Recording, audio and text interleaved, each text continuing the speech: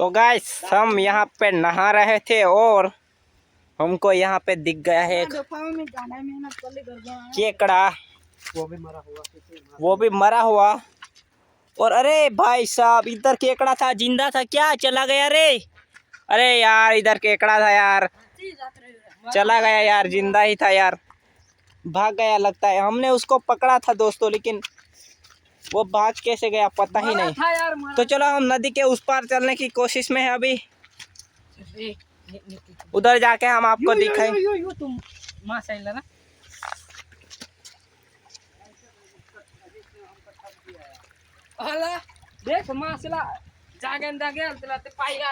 ये क्या है दोस्तों, कमेंट में बताना जरूर। थोड़ी सी टट्टी जैसी लग रही, पकड़ा ला तू, ला जी बाला दे, लाओ जा तुम इधर रखता है।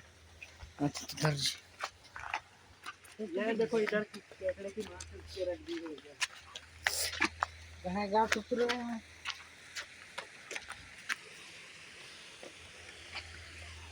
ऊपर खाने के मैं काट दे दिया